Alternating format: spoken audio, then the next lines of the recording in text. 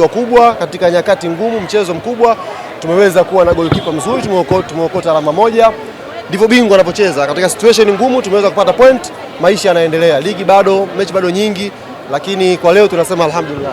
Kwa kweli binafsi man of the match ya Diarra amedeserve kwa sababu hatakuwa katika kiwango bora kwenye pitch na wenzetu walikuwa bora. Hapo unahitaji goalkeeper bora kuweza kusaidia timu. Ndio maana Diarra amefanya kazi yake leo. Simba walikuja leo na kila kitu. Hivi mnajua kama walipita mlango huu wa VVIP leo?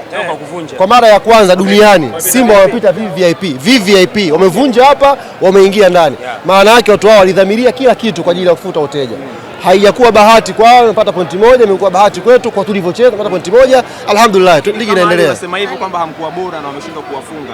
Kwa maana hiyo pia mnajivunia kwa kikosi mchokuwa nacho kwamba hata nimekwambia katika nyakati ngumu hauchezi vizuri, unahitaji wachezaji wako wakubwa kukusaidia kwenye pitch. Hali leo Pacome pengo lake limeonekana wazi kabisa. Sio Pacome, usizungumze Pacome. Tukianza na Pacome. Usizungumze Pacome, zungumza mpira. Lazima kwa tutoe credit, wamecheza vizuri. Hapana. Wamecheza hapana. Cha kwanza tutoe pongezi, wamecheza vizuri. Ndio la kwanza. Ndio mpira, wamecheza vizuri.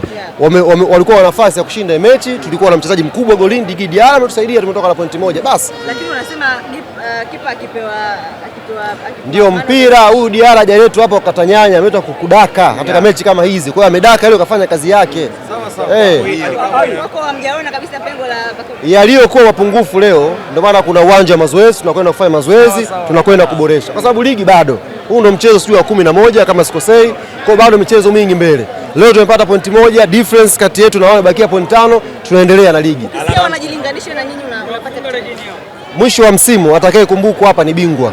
Sio ambaye ameshinda dabi. Tumepata pointi moja, difference bao 5 kati yetu na wao. Huenda kuna timu nyingine zitaongeza gap ya point, lakini muhimu point 5 kati yetu sisi na Simba zibakia pale pale, ligi inaendelea. Alama moja inakupa unyonge, huzuni.